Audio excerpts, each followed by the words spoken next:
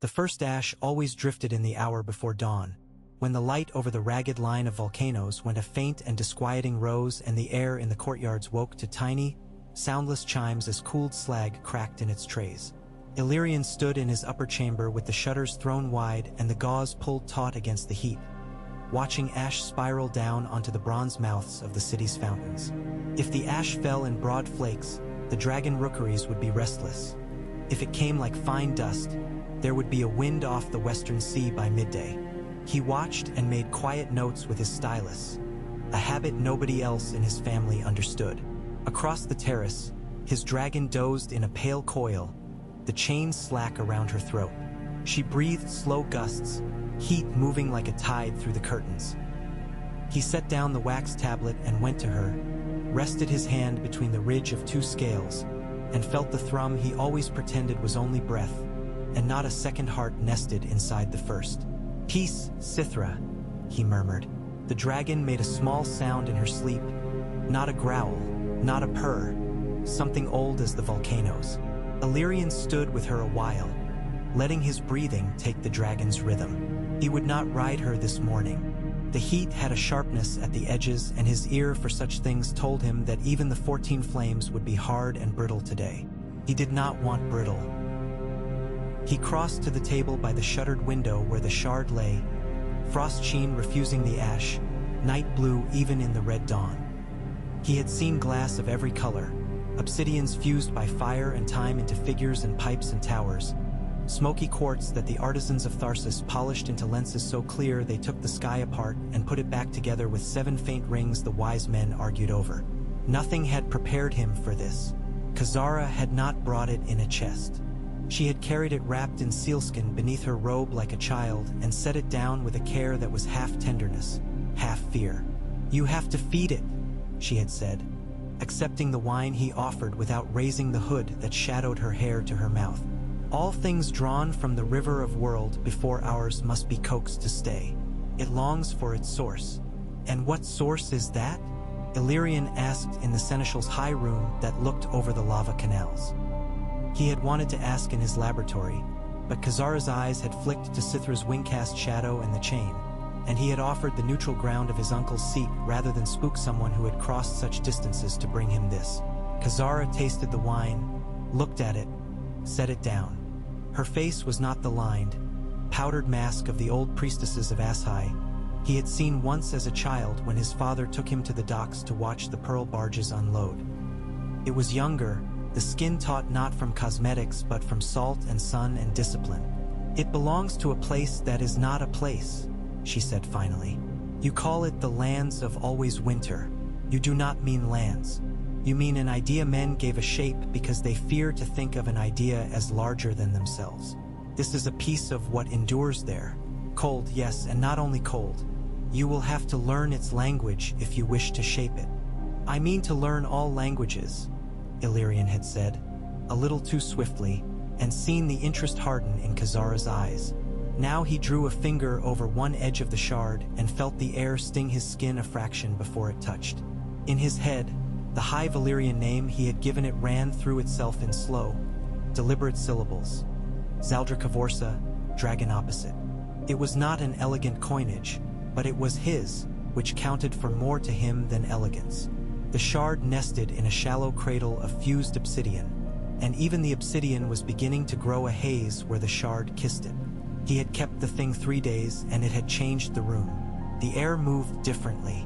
Sound came back from the walls in a whisper, as if the stone did not want to carry anything that breathed and thought too far. The candles in their cups burned with lower flames. The lamp oil made a thicker smoke, and the smoke went straight up in a narrow rope as if it climbed a stair nobody else could see.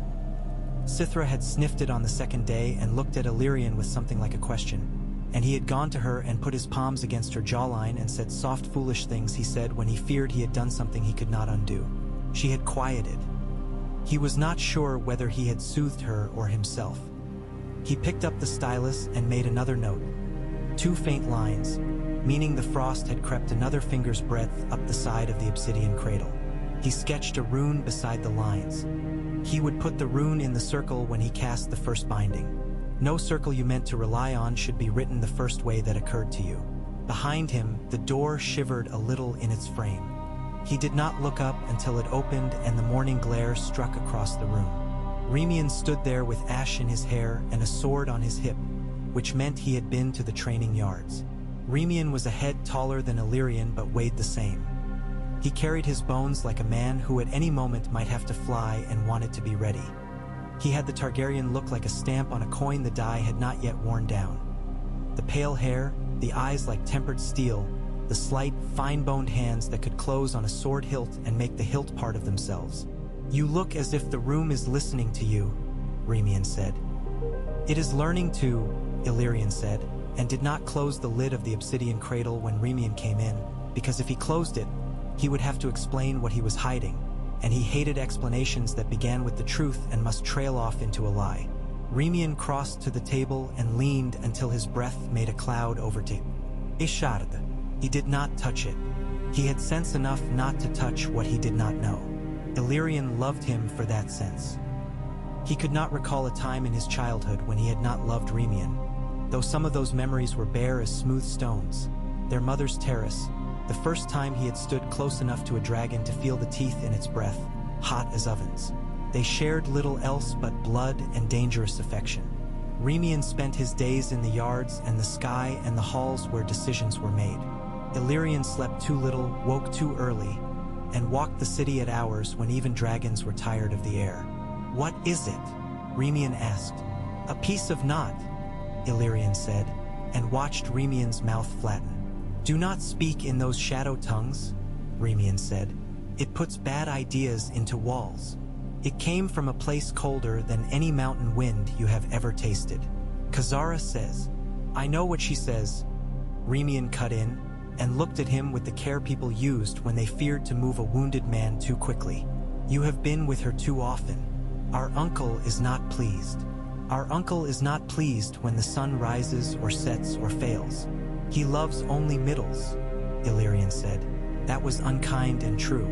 Valerian had kept the family logbook through 3 emperors of the Freehold and a famine and 2 volcanic winters and a minor plague that turned tongues black as burned bread. He was as necessary to the family as the drains were to the city and as loved.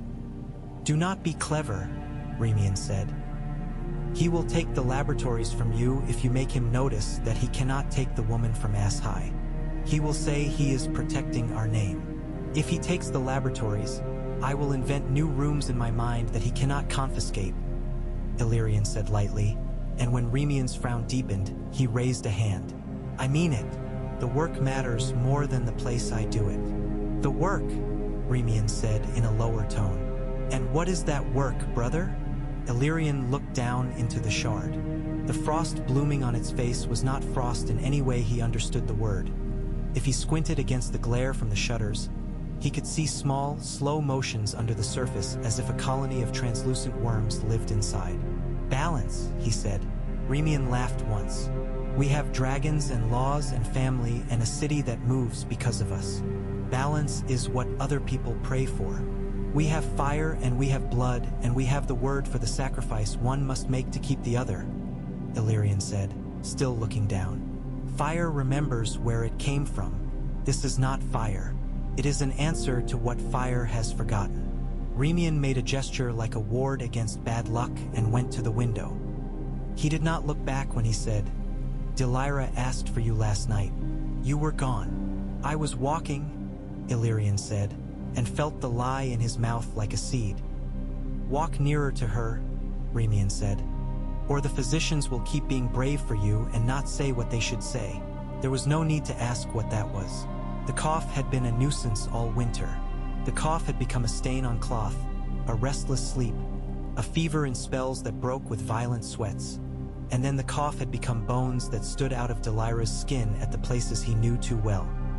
He closed his hand around one of the obsidian tools, not to use it, a fine stylus tipped with dragon bone, but to keep his hand from shaking in sight of Remian.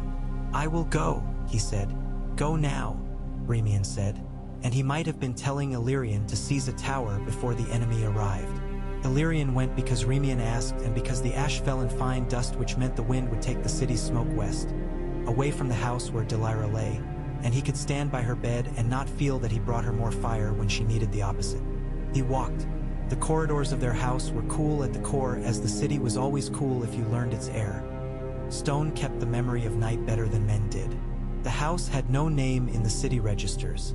It was old enough to be described by its neighbors, the way the old dragon tamers were. 2 turns past the cistern with the iron fish, up the steps past the wall where 4 generations of their family had scratched the names of newborn dragons, through the arch with the bare patch where their grandmother's bracelets had burned into the stone when her dragon died above the courtyard. The marks had never been polished away. This was how families told the truth here.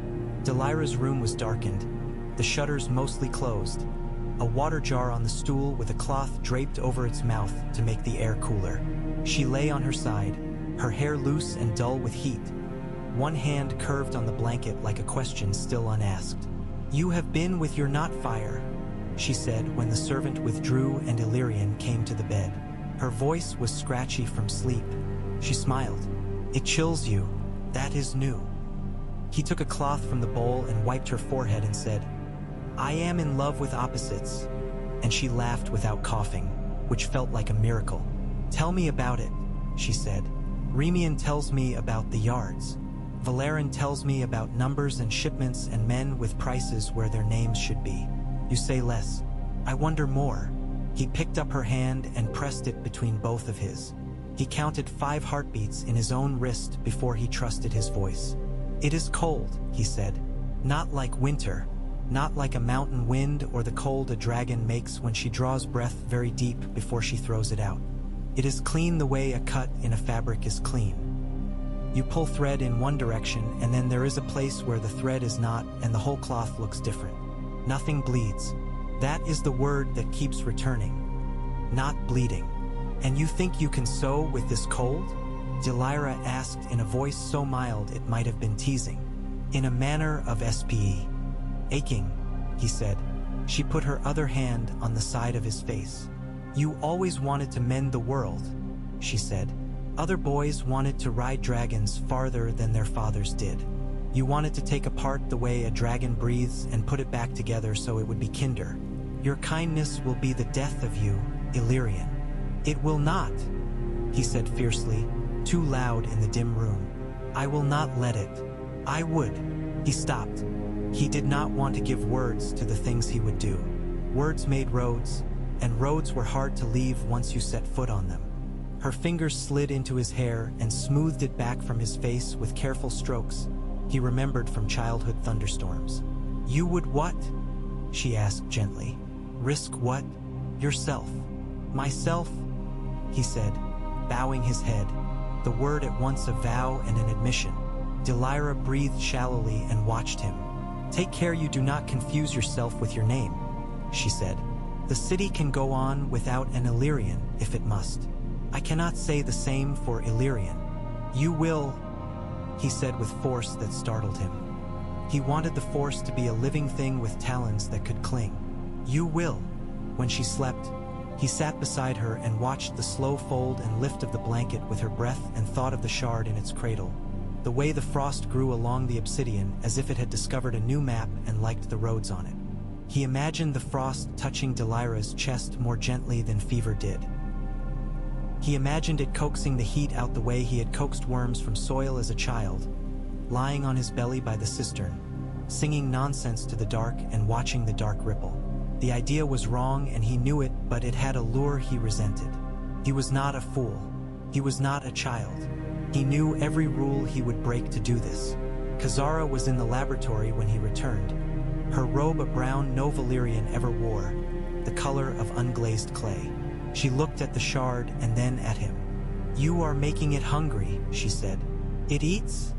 he asked, snapping a wick with 2 fingers when the candle guttered. "Not as we name eating," Kazara said. "Do not be simple. It desires to return. It will require a price to remain. It will require a price to be what you want it to be. He who goes to a stranger's table must be prepared to drink from a strange cup. We drink many strange cups," he said. "The sea gives us ships. Fire gives us roads. Blood gives us dragons, but not the price of them in advance. Tell me the price of this and I will name it and pay it." Kazara stepped closer to the shard, but not too close. You will have to give it a story, she said. We anchor our spells with circles and names and our bodies. This not thing does not care for names. It cares for intent the way a vulture cares for the shape of a man from the air. The general outline is sufficient, provided the body is true when the bird lands. If you do not attend, it will take the nearest body with the shape of your desire and make that a place to roost. I will attend, he said, and the room felt his voice and held the sound a heartbeat longer. Khazara's mouth made a flat line. If you wish to knit fire and not fire, you cannot do it in a room that remembers only one. You will need a mouth of the earth and the place where its breath runs close to the skin of the world. A throat. The 14 flames have many such places. Too many. Choose a throat that speaks soft. Loud throats bite. He laughed, surprised into it by the image of a volcano biting a man slow as a snake. Do not laugh, she said without inflection, and he did not. He chose a vent near Oris, a place where men had sank smooth basalt rings into the earth to draw out the heat for their kills. It was old work and careful. The rings had lines cut into them that told him the names of 6 men who had died here in the work's making and the spells a woman had sung to keep the 5th ring from cracking when the earth bucked in the night. Illyrian read the lines and put his palm flat on the ring and waited until he felt the heat push back against his hand. He listened. The ground here did not bite. The ground here was like an old man who had spent his anger and would let you warm your hands at his fire if you told him a story he had not heard. He built his circle in the shadow of the 5th ring. Circle was not the right word for what he laid out. Fire taught men to think in circles. Heat radiated outward. Dragons turned in spirals high above the city, falling into themselves and falling out again. But the shard on his table taught him to think of lines that did not curve back. Lines that cut between thoughts and left thoughts separate, clean. He laid radiating lines like spokes and narrow lines crossing them at oblique angles, and where the shadows of the forged rings crossed those lines at mid-morning, a certain geometry appeared that pleased him. Khazara watched and moved sometimes to adjust a line with one fingertip, and he adjusted what she had adjusted without arguing, because he knew enough to suspect that her finger had learned some lessons of its own in the city under the black cliffs at the far end of the maps that Valyrians drew of Essex. What story will you give it? She asked finally. He had mixed his chalks, the white scraped from the bones of a dragon that had died without hatchlings, the red the color of old blood, the glittering slag dust that he used when he wanted the stones to pay attention. He looked at his hands and thought of the thing he had not said even to Remian. Not a story, he said, surprising himself. A vow. Khazara made a small movement with her shoulder that might have been assent. This will be worse, she said quietly. In the high house with the bare mark of their grandmother's bracelets burned in stone, in the room with the water jar and the cloth, Delyra slept. He went and knelt and cut his palm above her bed and smeared the blood on her forehead and cowl. Let it blessing and promise and debt. He told nobody what he did. When Remian asked where he was going with a satchel and the obsidian cradle wrapped in sealskin like a child, Illyrian said he was going to the kills, and Remian turned away with a curse and told him to go live among potters if he must. Perhaps he would return to men. The throat in the earth was 1,000 small breaths under a single large one. The place smelled as if a storm had tried to be born here and failed. He set the shard upon the low stone he had chosen, centered in the lines, and breathed slowly through his mouth to keep from tasting metal. Khazara did not stand with him. She took a place at the edge of the geometry she had helped him draw and set her hands palm down. A simple posture that implied neither invitation nor denial. The first words Illyrian spoke were not words he had learned.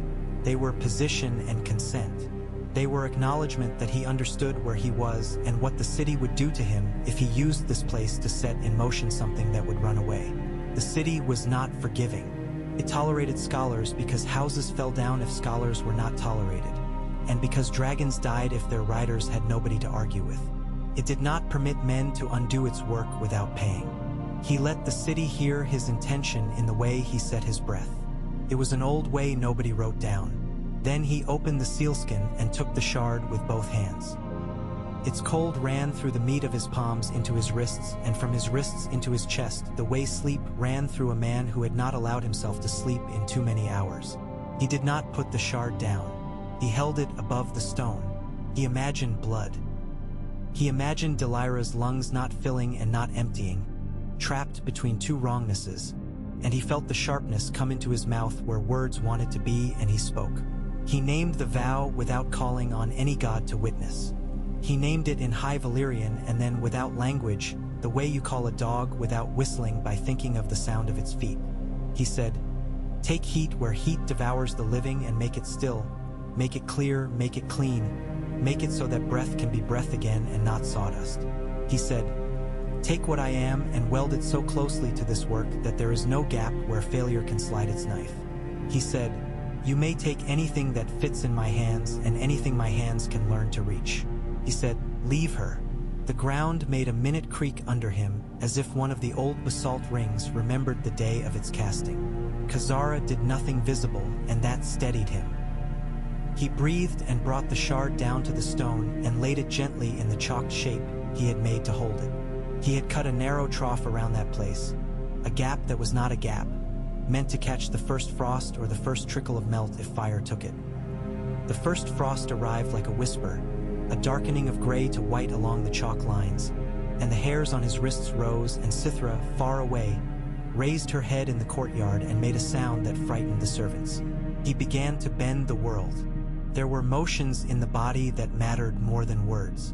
Illyrian had found them and practiced them alone at night, standing in the center of the floor with his eyes closed and his mouth open to let heat out. He let his ribs open and fall and made small adjustments to the hinge of his jaw and the angle of his hips and the way his weight lived in his heels. He knew the cliches of those who played at magics they did not honor.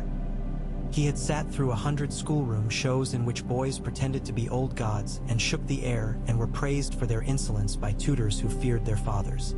He had no patience for play. He made a cage of himself and put the vow in it and went very still. Steam rose from the throat in the earth. Where it touched the air over the shard, it thinned and straightened and became a clear stem of nothing. He reached out without moving and let the stem lay itself across his chest. His temperatures met timidly the way two men meet who have been told they must be friends. He felt the first bite then, under the place where he had nicked his palm above Delira's bed. Cold took the blood there and closed the wound as neatly as a fine seam in silk. The pain that flickered with it was not any pain he had known. It was less sharp and far, a light behind a hill. He breathed and kept his hands on his knees and did not look to Khazara because he did not want her to look at him the way she would look if she saw him frightened. "Be careful," she said softly, which meant she saw everything and chose to say only that. The shard's color altered as if the idea of blue had put on a darker robe. And something else changed, something less easy to name. The way the shadows under his hands behaved, how they sat against the skin in a flatness that felt like listening. The world stopped feeling like a room you lived in and started feeling like a corridor he had chosen long ago that would at last take him where he said he wished to go. His heart slowed and then slowed again. He counted the beats and lost count and did not try to count anymore because numbers tumbled out of their lines and lay on their backs and looked at him like insects that had lost their right to be named insects. "Enough," Khazara said. It was not the word that saved him. There is a point in every choice at which words from outside can no longer alter direction. He stepped past it as a man steps off a bank into river fog. The water is there or it is not. He is floating or he is falling. Things you must be warned away from cannot be undone by warning. He put his left hand down on the shard. There was no dramatic flash, no roar, no crack, no audible anything. The change did not announce itself. It simply occurred everywhere his left hand had been and then ran quietly along the channels he had. Drawn in himself, he had not thought to imagine what it would be like if cold were not merely the absence of heat but an active pattern as lively as flame. Now it moved inside him the way fire moved in a dragon's chest before she let it go. Intelligent, purposeful, familiar with not burning. Khazara came to him fast without seeming to move. She set her hand to his throat and the other to his shoulder and bent close enough for him to smell the dust her robe had gathered from the basalt and the chalks. "Where are you?" she whispered. "Where did you go?" He wanted to say nowhere. He wanted to say, "The room on the other side of the world where I will keep my sister safe." He said nothing because speech meant breath, and breath had become a different mathematics with terms he had not yet learned. He made a small sound with his mouth and felt it travel away from him like a bird that had made the mistake of hatching too early. Something altered in the ground. Not an earthquake. Those had their own language. This was a softening, a settling around the fourth basalt ring, and the steam rose a finger's breadth thinner. Kazara took her hands away from him as if something had stung her. Her eyelids fluttered once and he saw, absurdly, the gold thread that had come loose at their edge and could not be fixed because a woman's eyelid was not a garment. "It takes your heat," she said with a scholar's detachment that had either been learned at terrible cost or was her nature. "It takes and does not offer a spoon back. It is not an exchange in any sense that comforts men." He could have laughed then if laughter had not felt like a frivolity he would never be afforded again. He had known from the start that the thing was not a contract. It was a door. He had opened it. Doors did not bargain once they swung. Sithra lifted in the courtyard, light moving across the stretched sails of her wings. She felt what Illyrian had done and did not know what she felt. The servants scattered and shouted. Far above the city, his brother Remian wheeled on Varenth, the oldest of their family's dragons still able to fly with weight, and saw something wrong with his own shadow on the furnace-bright plain of the lava fields. He looked up and saw only sky. He looked down and saw the geometry by the basalt rings, black, white, red, crossing and radiating. He saw Kazara in her clay robe. He saw Illyrian and did not recognize the way Illyrian's body. His brother's familiar long angles and the slouch that had driven their father to fury sat in space like an object with less relation to light than it had had yesterday. "Down," Remian told Varenth, but he did not dive. The old dragon had been through too many of men's urgencies to answer wanting with speed. Kazara closed her eyes. Illyrian could not say how he knew. He knew the way a man knows the exact moment when a room's last candle is about to go wrong. When she opened them again, she looked at him with a new consideration that was almost kindness and said, "You will live. You will live long, longer than you intend, perhaps longer than your word says you deserve. But the part of you that will live long is not gentle. It will be faithful in its manner. It will be more than faithful in another manner. Hold to your vow with all the warmth left in you, or you will begin to mistake other things for your sister." He tried to stand and found that his body had learned a new center. He was taller only by the thickness of his soles on the ash-strewn stone, but the air under his hands felt deeper, like water. He felt his pulse in his throat because he could not feel it in his wrists or at his temples. He looked at the shard and saw it no longer. The stone under his hand was empty. The geometry he had drawn reflected nothing of what had happened upon it. The chalk lines unchanged except where his sweating weight had smudged one arc. He had wanted something that would change the world cleanly. He had wanted a boundary just strict enough to let the living live in better balance. He looked down at his hands and saw nothing on them. Not frost, not blood, not soot, nothing, and realized that clean is not a kindness when it belongs to the wrong law. Remian came in then, and perhaps the city would have ended it there if it could. Illyrian had always believed to some secret degree that the city loved his family the way an old cat loves its house and a particular corner by a window. He had thought the city would look at him and choose to preserve that love. Cities do not love men. They love continuance. Remian was a piece of continuance larger than Illyrian, and the city might have chosen him if something in Illyrian's new stillness had not seemed to it like stone. "What have you done?" Remian asked, and put Varenth between himself and the geometry without thinking, as if the dragon could protect him from something dragons did not understand. Varenth's eyes were black coins. He folded his wings tidily and settled to listen, and he listened, and he did not make a sound. Dragons did not pretend not to fear. They valued their lives too highly for that. Varenth only recognized no word for what was before him and left fear for men when speech needed it. "Saved her," Illyrian said, and the sound of his voice frightened him. It was not lower or higher. It was as if each syllable had been carved from bone and would outlast the flesh around it. Remian flinched, and in flinching hated himself. Khazara moved between them and put a hand against Remian's chest without touching.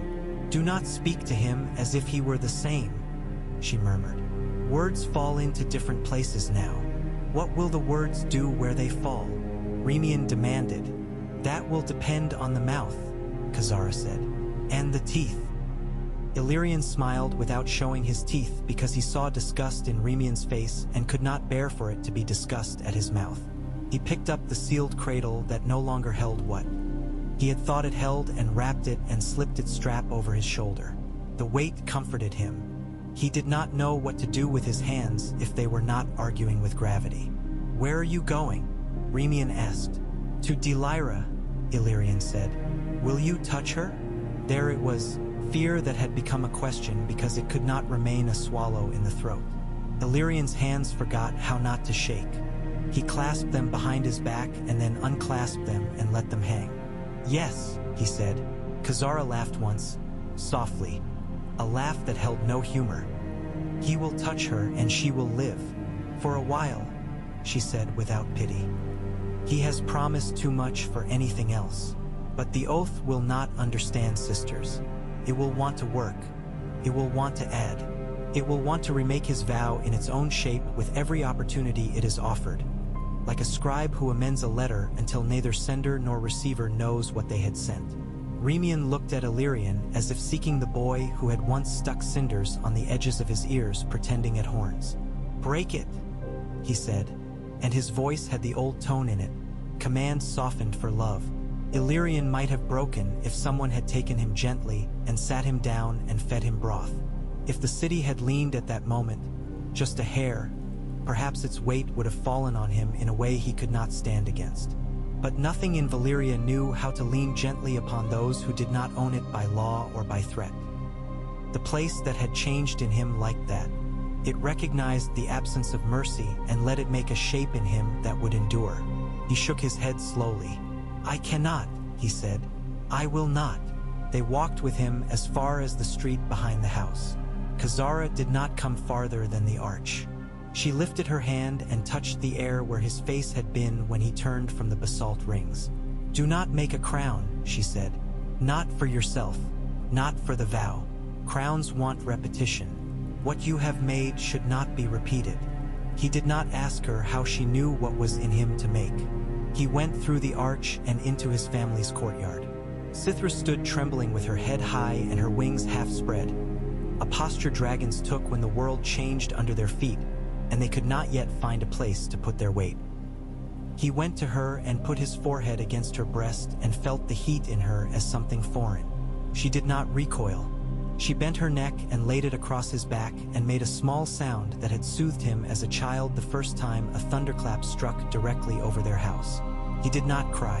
Whatever in him would have made tears had been used to cool the shard and draw it into himself and make of it a thing that had no edges the city cared to measure. In Delira's room, the air was cooler, or he had become something that knew how to be cool in all air and named it good. He knelt and put his hand on her chest gently as he had done when they were children, and he wanted to count the beats there and know if they matched his. He waited. He did not speak. He let the story of his vow run from him into her with a patience that would have frightened him yesterday. The cough that had lived at the back of her throat like a coiled snake lifted its head and then put it down.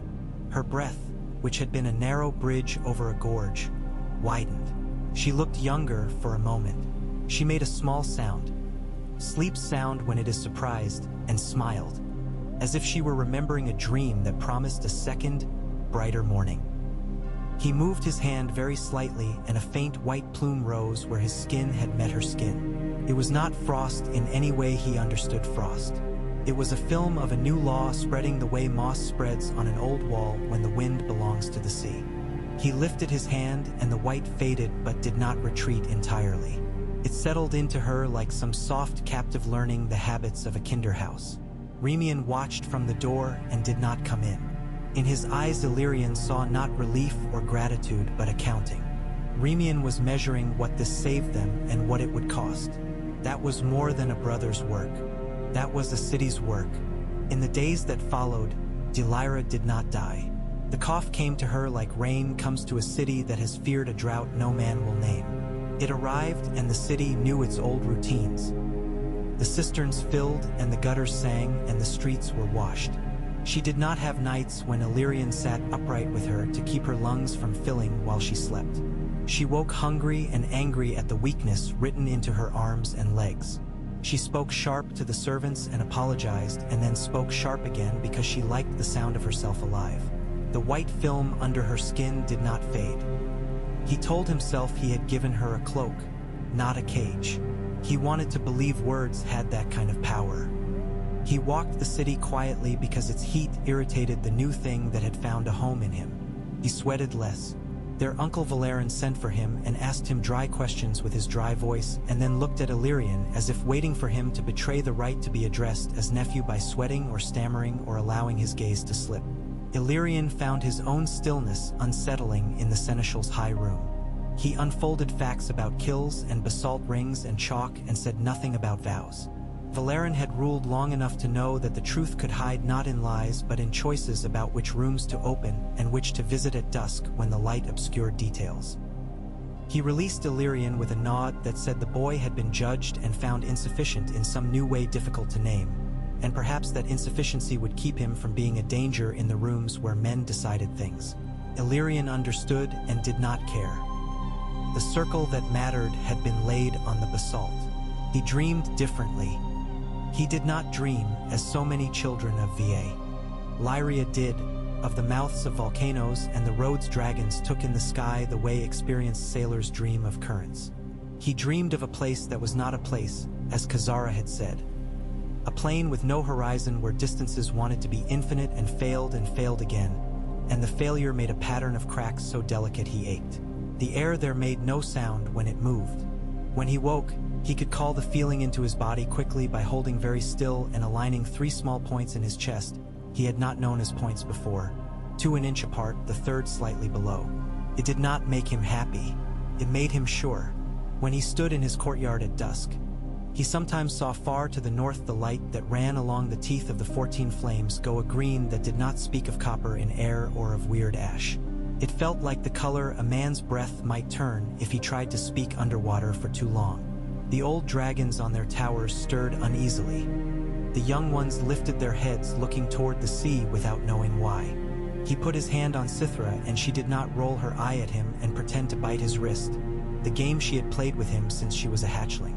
She tolerated him like a man tolerates a new garment, useful, stiff, in need of wearing until it knows the shape of the body. "Your work has not finished working," Khazara said one evening when the ash fell in the broad flakes that led to restless nights. She had not returned to the laboratory every day. She had come and gone like someone measuring tide with pebbles she slipped into her mouth to feel their weight. Illyrian had begun to understand that he would be sorry when she left for the city under the Black Cliffs. He had not yet allowed himself to ask if she intended to go. "It wanted a place inside me," he said, looking at the line of azure smoke that marked one of the furnaces across the river. "It has one. It wants a place outside me. It wants the shape by which the air will know how to carry it. It wants more than that," Khazara said. "Do not make a crown." He turned to her because when she repeated herself like this, he learned something new each time. "What do you fear a crown would do that a vow has not done already? A vow is a carriage. A crown is a summons," she said. "It does not only rally your own strengths, it calls the world under its arch. It tells other things what you are and what they should be in your light. Your vow spoke to a single throat in a single place. A crown would set the horizon. And you think this thing would like a horizon," he said. She spread her hands. "It has been itself a long time without a face near enough to speak through. You gave it a mouth. Men with mouths like to be listened to farther than a room." He did not say that dragons had crowns of a sort and did not mind their weight. He did not want to argue on those terms.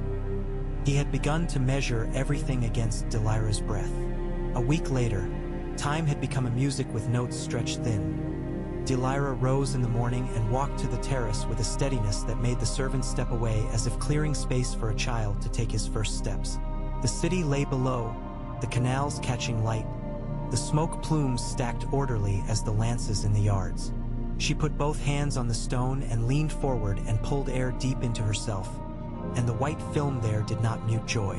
She laughed, and Illyrian could have died to hear that sound.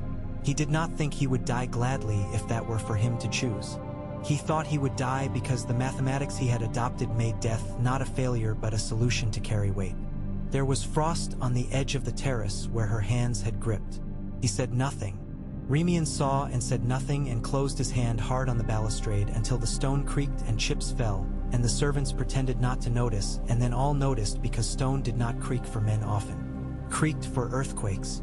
Some of them crossed themselves around their tongues and walked backward away. Old superstitions that had no place in a family where dragons hatched under high windows but that survived because the mouth loved gestures even when the mind told it to stop. The first night the ash fell in silence so complete that the city woke thinking itself deaf.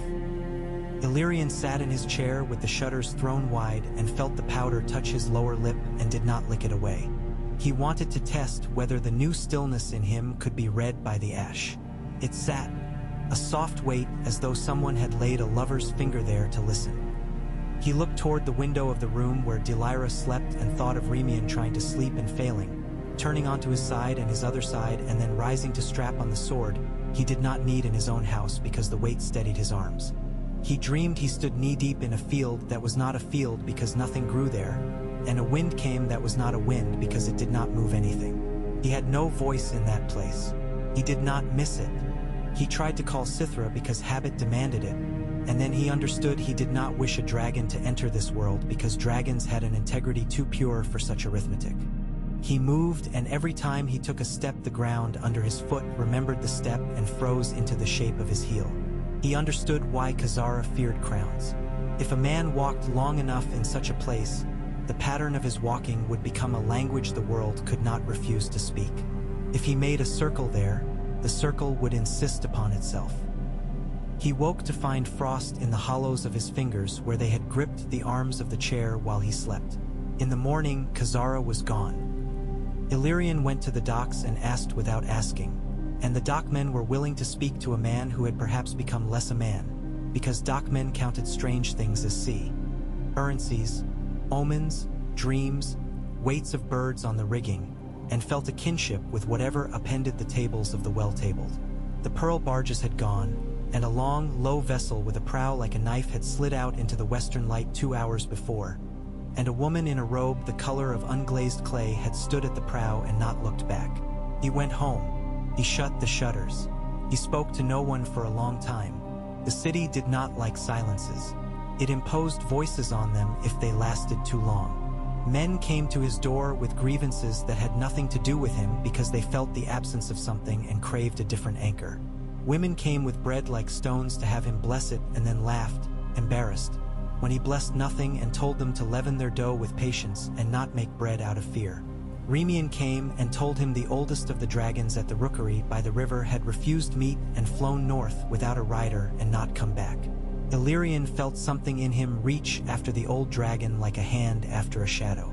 He closed his eyes and said nothing.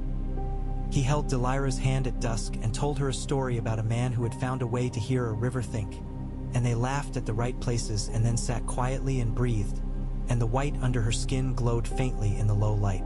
One afternoon, when the air bit even in the shade, the first snow fell in Valyria in living memory. The flakes were few and could be counted on the hand if you had a steady eye and wanted to look mad. Children ran out with bowls and tongues. Men swore. Women gnawed the insides of their mouths and pretended not to look at the sky too often. Valerian sent for the men who measured things and tore their figures apart as if they were woven from weak thread and ordered them to bring better numbers. Dragons turned their heads and followed the flakes where they fluttered like ash made gentler. Sithra sneezed once, an undignified sound she had made as a hatchling when dust confounded her, and her sneeze left a line of frost along the flagstones that did not thaw when the sun touched it. Illyrian walked out into the flakes and held up one hand and caught one on his palm and watched it fail to die. It did not melt. It did not sink into his skin. It did not grow. It did nothing. He put his tongue to it and it told him a truth. He was no longer a place where carrying heat was effortless. He was a place where instruction had been given to small, active things, air, ash, water, that they might hold a shape if they wished and think of change as something to be avoided unless necessary. The snow told him it did not like the word necessary, preferred the word inevitable. Perhaps everything did after a while. That night Valyria did not sleep. She lay awake with large, bright eyes and told him stories he had told her when she was small about nights made of glass and rivers that could choose to forget bridges. And in the telling he heard the echo of the vow he had made to a throat in the earth, and he saw where his words had gone. And he put his head against the headboard and understood he had not thought through the simple fact that work done well does not end. After midnight he went to the courtyard and stood among the sleeping terracotta pots and the pale chain at Cithra's throat and listened to a sound he had not heard in the city. It was not ash. It was not the sigh a dragon makes when considering her own strength. It was the sound of a horizon settling further away. He could not have said how he knew that a horizon had moved. He only knew. He had made a thing that wanted a long road. He told himself, as he might have told a stubborn child, that he would go north. He would go where the clean law he had invited into himself belonged. He would take it away from the rooms where his family slept and from the mouth of his city. He would find a place where his vow could continue without choking men who had not made it. He did not yet tell Remian or Valyria. He wanted to see if he could make a plan invisible to the geometry that had begun to draw itself in his mind whenever he thought of distances. He did not get the chance to do it the way he imagined. The men with numbers returned to Valyria. So did the men without numbers who smelled storms and called them by the names of women whose hair had turned white overnight. The city's old women spat in the hearths and said they had seen this in their mothers' eyes when a winter had come that did not answer to any of Valyria's proud instruments. A policeman in the lower market fell asleep on his feet and did not wake until men carried him to an alley where the air felt less thick with heat. And when he woke, he spoke 4 words that made no sense to those who heard them and made perfect sense to those who had known hunger years ago. The bread will change. Remian came to Illyrian at dawn with hands that could not be made still. They will ask for you, he said, and did not mean Valyrian alone. He meant the city which could be like one man when it wished. They will not want what they ask for, Illyrian said. He watched Cithra drink and saw tiny crescents of frost cling to her lip and then fall back into the water and vanish as if the vessel contained both laws and had not yet chosen which it would enforce. Do you? Remian asked, voice scrupulously neutral. Do you want to be called what you called upon? Do you want to be the name people give for this cold when it makes them afraid enough to accept a name from anyone who offers one? He thought of Khazara's word, crown. He did not think his head could bear weight like that. He did not think he understood enough of what he had made in himself to describe it to the city in words that could reconcile it to the dragon roads and the furnaces and the glory men had built here with laws different from the ones circling him like slow, soundless birds. What I want, he said, and stopped because what he wanted would not matter. He told the truth anyway because whatever he had become, it still spoke best in the language of debt. I want to keep Valyria alive. I want to take what I have become to a place that can teach me what to call it, so that I do not make the world into something that hates men by accident. Remian flinched at the last word. Accident, he muttered, as if speaking it might keep it from becoming prophecy. Come to the high room. Valyrian is already angry. He will be more angry if you make him feel the city knowing a thing before he is permitted to know it. Illyrian went. The hallway felt narrower. Men looked at him and then looked away quickly as if they had glanced through the wrong window in someone else's house and seen something they should not. Valyrian did not rise when they entered. He wore his ring with its old dragon's eye, no gem, just a tooth polished for 300 years, turned inward so it would scratch the palm of his hand when he made a fist. The gesture calmed him. He had made many fists. You have done something that must be named, he said without preamble. If I do not name it, another will. Choose your word with care. Illyrian thought of all the words men used for the thing he had touched in himself. Winter, night, death, north, absence, purity. They were all wrong. They would all bring out the worst in men who carried them like banners. He wanted to say, as he had said to Remian, balance. He wanted to say correction, as if the world had gone a little too far in one direction and he was the shepherd's crook on its ribs. He wanted to say brother. He wanted to say nothing. Silence will not serve, Valyrian said, hearing all he did not speak. The word will be given whether you offer it or not. If an enemy names you, you belong to him. If a friend names you, you belong to him too. This is the curse of families and of cities. Choose. Illyrian closed his eyes and listened to how the air moved past his tongue. When he opened them, he said softly, "Guardian." Remian's inhale was almost a laugh and almost a sob. Valyrian did not change expression. "A guardian guards," the old man said. "Any child can tell you that. He has a charge. Who is your charge, and how do you intend to guard it without breaking a great deal we will be expected to repair?"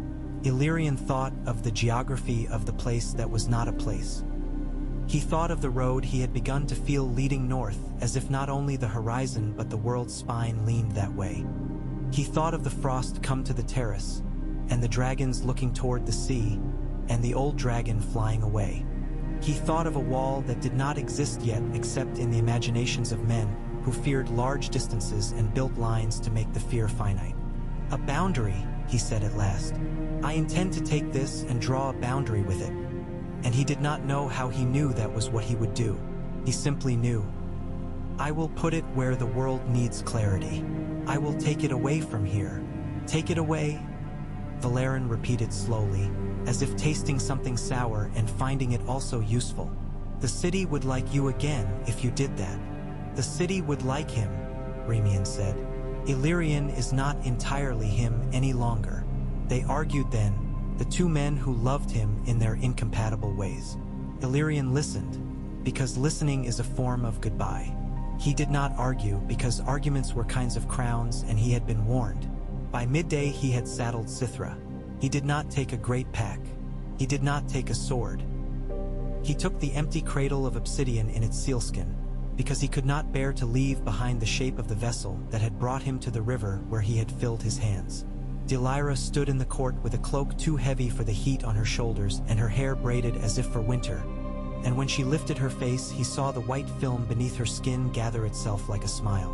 "Do not let it tell you what you promised," she said, which was nearer to the edge of things than anyone had come. "Tell it, if you can still do such a small thing." He kissed her forehead and blinked when his eyelids stuck for a heartbeat to the cool that lay there. He kissed Remian too, because there are ways for brothers to bless one another that do not look like piety, and Remian put both hands around Illyrian's head and bent his own to touch their brows. It was an old way from their mother's island that had none of the city's weight and all of its tenderness. Valyrian did not bless him. Valyrian was a blessing a city made into a man and could not do such a simple act without bargaining with it. He stood with his hands behind his back and watched and said, "Do not fail to return something that can be fed into the rumor mills. Men will need to hear that some portion of this is ours." "I will bring you a word," Illyrian said. Sithra lifted them into the hot gold of afternoon. The city fell away quickly. Dragons had been taking off from these courtyards for so many centuries the air there had learned to give way to them with a grace that was not submission but courtesy. The 14 flames wrote their thin runes along the horizon. The sea was a band of hammered metal. He did not look back and make the gesture the old women liked to see riders make. A sign of luck against bad luck. He did not believe in luck. He believed in the mathematics he had made and the debt he had written with his hands. For 3 days he flew west and north, following the old dragon's path that had no physical trace except that his eyes knew where to look. Sithra grew quiet and tireless. When he landed at last on a spit of rock that was neither Valyria nor anything else the maps valued, he saw the old dragon's bones half in water, the great skull turned toward the north as if listening. The white film on the bones was thicker. It had not broken them. It had told them a truth and they had AG. Read with it. He built no fire. He slept with Sithra's weight around him like a wall. The air tasted like iron for a while, and then like the glass of the laboratory cups he had used daily for a year until the day he put them aside because his hands had learned to measure without them. He woke before dawn and held out his hand for ash and found none. He held out his hand for snow and found one flake, perfect, arrogant, indifferent to his palm's small heat. "Guardian," he said into the moving dark that was not quite night and not quite day, the hour in which all footed things hesitate, and something in him answered not with a word but with a stillness that could have borne a crown if he had let it. He did not. The road narrowed. He felt it as a tightening in the place he had discovered between one beat and the next. He felt as if he walked along a ridge with no sides, only the suggestion of falling in either direction. He had never been afraid of heights. He had always known that fear was a story men told when they wanted small excuses to hide the large ones. Now he felt a respect for falling as a law, the way a juror respects the judge he has seen sentence a man and then seen weep when nobody watched. He kept the vow in front of him like a lantern whose flame did not grow or shrink. He did not measure its oil. He did not question whether the wick would hold. It would be a long flight. He thought of his sister breathing and of dragons' heads turning toward the sea and of the city that had taught him to think in circles and of the shard that had taught him to cut along lines. He thought of a boundary he would draw and the way the word guardian sat on his tongue. He thought of a place at the end of maps where men would someday build a wall not because they loved walls but because they loved what walls gave them, a shape for their fear. He did not know whom he would become when he reached the place the vow was leading him. He did not know if the shape in his chest could keep from wanting to be king of the night he walked through. He told himself small things, because only small things can be obeyed without turning into crowns. He told himself breathe. He told himself balance. He told himself brother. Sithra flew. The air grew thinner. The sea made a line as becoming as any line the shard had learned to draw. He did not stop where men had built towns. Men in boats looked up and shaded their eyes and did not call because they were too far and too afraid of omens and too tired of their own nets. The day lost its yellow and then its white and then its blue. He held both laws inside him and did not let them argue. He would set them down somewhere the world asked for decisions. He would not let the part of him that loved repetition build a throne from the first drift of snow that bowed before his will. He would not let himself answer to a name he had not spoken. For a while, there was no sound but wind passing over stone, and then even the wind learned his shape and said nothing as it went around him, and the only sounds were in his memory and in the place he was making in the world where sounds might someday be taught to be still.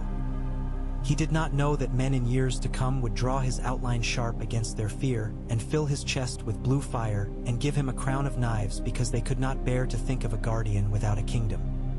He did not know that the vow that had begun at a throat in the earth would carry ice under veins of rivers he had not yet seen and make the air taste cleaner than it had the day before, and that men who tasted it would yearn for it even as they cursed it because it would not love them back. He knew only the next breath and the next, the slow diligence of a mathematics that had no mercy but did have a kind of devotion, and he was not yet tired of carrying it. He slept in the saddle when Sithra told him sleep would not make them fall. He dreamed he stood on a shore of glass and raised his hand and a line appeared across the water farther than any man could see. He did not know whether the line would keep men safe, or keep them from what they were owed, or keep him from the worst of himself. He would learn. Lessons are another name for distances. Sithra angled her wings a degree, and the world below altered in a way that had little to do with maps. In the muscles of his back, Illyrian felt the tug of a horizon that had decided what it wanted to be. He was not yet what men would call him. He was a man who had made a promise and put part of himself into the shape of obeying it, and as he went into the north the promise found more and more of itself to cling to. He sat straighter. He opened his left hand and looked at the palm and watched a fine white film right itself there and then recede, and he did not decide whether to be afraid. He had made a road. Roads seldom offer as many choices as men pretend they do, once you have set your foot on them. He would walk it. When he finally looked back, the city of fire was a smudge across the water and then only a thought. He did not grieve it. He stored it away with the other shapes he had loved before he learned to love the law that demanded a steadier mouth than his could give. He spoke a last small word into the wind for Delira, the softest word he had, and then did not speak again because words wanted to build places and his place now was made of a quiet that would have to be taught to sing if it were to be safe. He rode into the cold that had given him its language, and it listened to him because he had been willing to listen first. The crown was there if he reached for it. It would always be there because crowns are a kind of gravity in the minds of men who have discovered they can change things. He did not reach. He had never liked hats. He had vowed to be the edge of a line and not the emblem carved on its marble marker. And for now, as the world narrowed and sharpened around him with surgical precision, it was enough.